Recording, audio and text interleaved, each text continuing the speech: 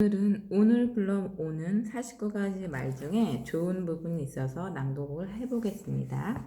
가슴 설레는 분위기를 만든 사람에게 운이 찾아온다. 운이란 가슴이 설렐 때 생기는 에너지입니다. 그 에너지를 잘 관찰해보면 여러 곳으로 흘러갑니다. 디즈니랜드의 입구 게이트, 기다리는 손님들의 행렬을 이룬 디저트 가게 안, 공항의 출발 카운터, 요즘 대인기의 쇼핑센터. 이 장소들의 공통점은 새로운 세계에서 왠지 즐거운 일이 생길 것 같은 예감이 드는 곳이라는 것입니다. 이런 장소에 있다고 상상해보면 당신도 가슴 설레게 되며 생명력 넘치는 에너지가 끓어오르는 것을 느낄 수 있습니다. 쇼핑센터뿐만 아니라 사실은 다양한 장면에서 당신은 가슴 설렘을 느낍니다. 별로 의식하지 못하지만 왠지 즐겁고 활기가 넘치는 분위기가 감도는 장소, 이런 곳에 좋은 운도, 좋은 운을 가진 사람도 모여 있는 것입니다. 따라서 운을 좋게 만들고 싶다면 자신이 가슴 설렐 수 있는 장소에 몸을 두는 것이 가장 좋은 방법입니다.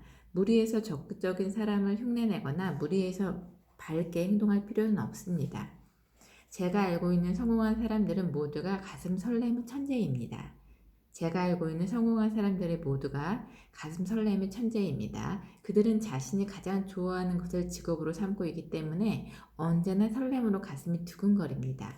사람들은 설레는 에너지를 주는 사람에게 물건과 서비스를 사고 싶어 합니다. 결국 이들이 있는 곳으로 모여드는 것입니다. 따라서 아등바등 애쓰지 않아도 그들의 비즈니스는 잘 풀리게 됩니다. 10년 후의 성공을 위해 지금은 참고 인내해야 한다라고 말하는 사람들을 자주 봅니다. 하지만 저는 이런 사고방식을 참 유감스럽게 생각합니다. 계속 참기만 한다면 아무리 힘을 내도 가슴 설레는 마음은 들지 않을 것입니다. 가슴이 설레지 않는다면 사람도 운도 찾아오지 않기 때문에 괴로워집니다. 그래서 더더욱 가슴 설레지 못하게 되는 악순환이 빠지고 됩니다. 인내의 앞에는 괴로운 미래밖에 없습니다. 길은 일을 하더라도 가슴 설레는 마음이 있어야 앞으로 나아갈 수 있습니다. 보잘것없는 직업이라도 그 앞에 즐거운 일이 가득 기다리고 있다면 그 일조차도 즐거운 것이 됩니다. 당신은 인내의 길과 설렘의 길 중에 어느 쪽의 길을 가고 싶은가요? 성공하는 사람은 가슴 설레는 분위기를 스스로 만들어 주변을 그 분위기로 물들이는 재능이 있습니다. 그들과 함께 있으면 어느새 이쪽도 즐거운 기분이 되는 거죠. 평소에 자신이 가슴 설렐 수 있는 일을 하기 바랍니다. 그러면 주위에도 그 즐거움이 전파될 것입니다. 쾌활한 마음은 약과 같이 사람에게 득이 됩니다. 라고 고대 이스라엘 왕 솔로몬이 얘기했네요. 저도 솔로몬의 왕 팬입니다. 다음 챕터는요. 눈앞에 없는 사람을 칭찬하면 인맥운이 좋아진다. 이런 부분이에요.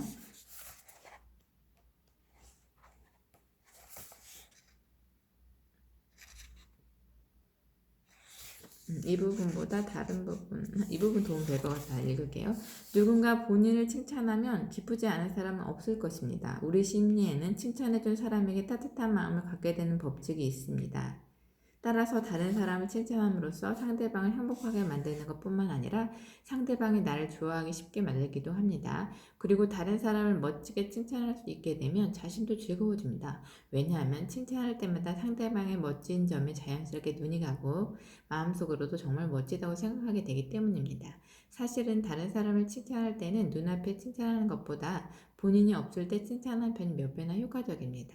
예를 들면 상사인 과장으로부터 이 자료 참 잘 작성했어 라고 칭찬받으면 기쁠 것입니다.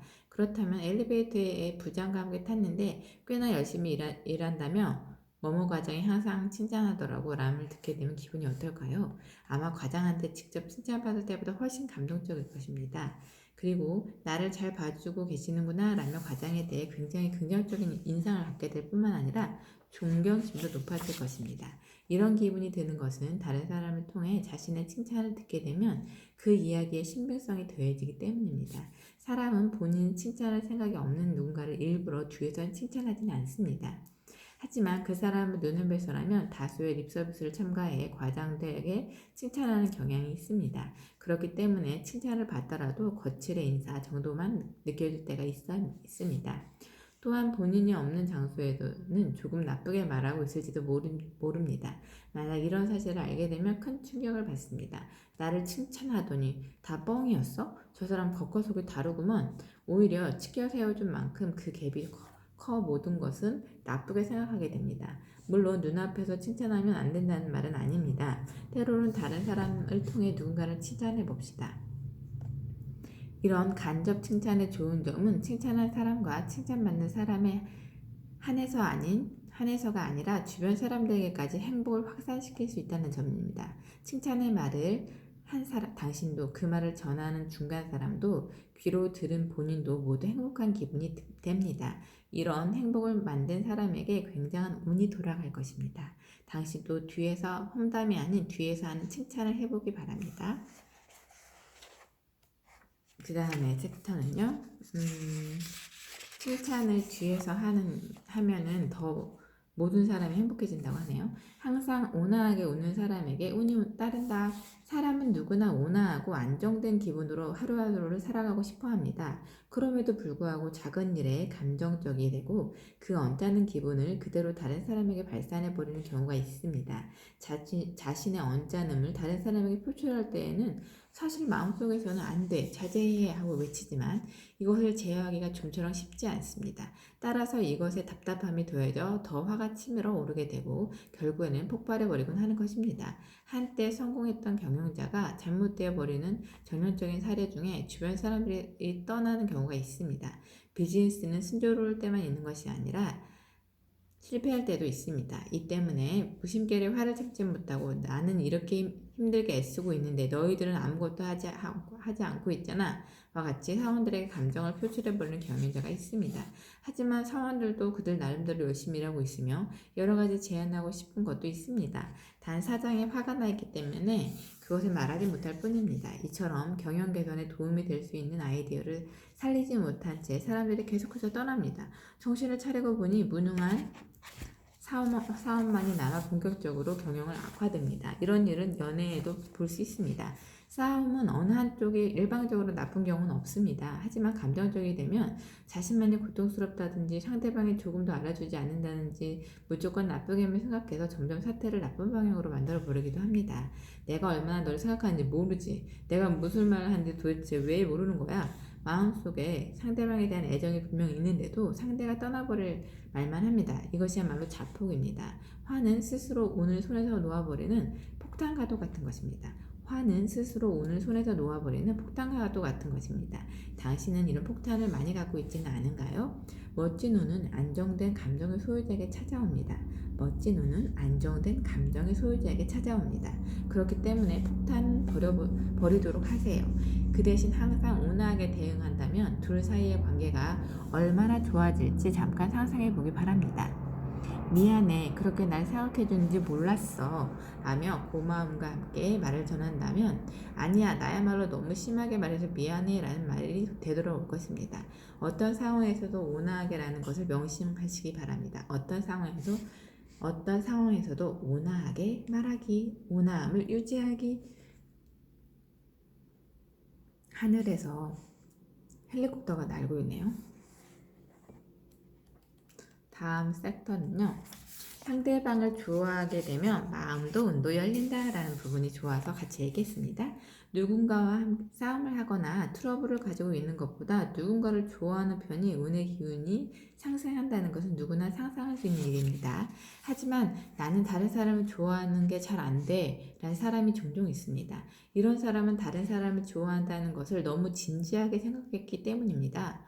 누군가를 좋아할 때는 그 사람의 모든 것을 좋아할 필요가 없습니다. 애인처럼 너무 좋아하게 되는 일도 없을 것입니다. 단지 한 군데라도 저 사람의 이런 점은 정말 좋은 것 같다 라고 생각되는 부분을 발견하면 되는 것입니다. 사람은 누구나 그 사람만의 매력 포인트가 있습니다. 그것을 잘 발견하는 사람이 다른 사람을 쉽게 좋아할 수 있습니다. 예를 들어 콧대가 높은 것, 예쁘다고 해서 반대로 낮은 코가 매력적이지 않다고 단언할 수는 없습니다. 낮은 코라고 생각하지 않고 자꾸 귀여운 코라고 느끼는 사람도 있을 수 있으니까요.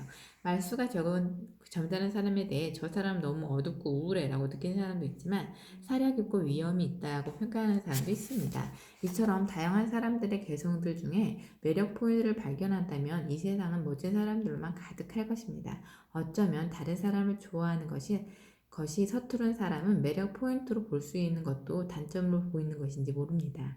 갓 태어난 아기는 모두 얼굴이 쭈글쭈글합니다. 하지만 엄마는 내 아이가 제일 예뻐라고 느낍니다. 머리카락이 별로 없는 게 너무 귀여워. 둥글둥글한 아기 돼지야. 아빠를 쏙 닮아서 괄괄한 목소리로 울어. 객관적으로 보면 단점이라고 생각되는 면이 엄마에게는 매력적으로 느껴질 수 있습니다. 따라서 다른 사람을 좋아하고 싶은데 너무 어렵다고 느껴질 때에는 그 사람은 엄마가 되어 그 사람의 좋은 점을 보면 어떨까요? 이것만으로도 단숨에 장벽이 낮아지지 않을까요? 그래도 어렵다면 그 사람의 할머니가 되어보세요. 이 사람은 내 손주다 라고 상상해보면 장벽은 더더욱 낮아집니다. 바뜩바뜩 반항하는 게 참 귀여워. 제멋대로 막 하고 다녀도 용서가 돼. 이를 위해서는 연습이 필요합니다. 당신이 다른 사람을 만나는 순간 누구든 좋아할 수 있게 된다면 이 세계는 안전한 장소가 될 것입니다. 왜냐하면 모두가 친구이고 당신을 기쁜 마음으로 도와줄 것이기 때문입니다. 사람들에게 사랑받는 것은 다른 사람을 좋아하는 것의 반증에 불과하다. 노먼 빈센트 필, 미국 성직자입니다. 제가 마음에 함께 읽고 싶었던 부분을 읽어보았네요. 설레임의 천재가 성공한 사람들의 특징이고요.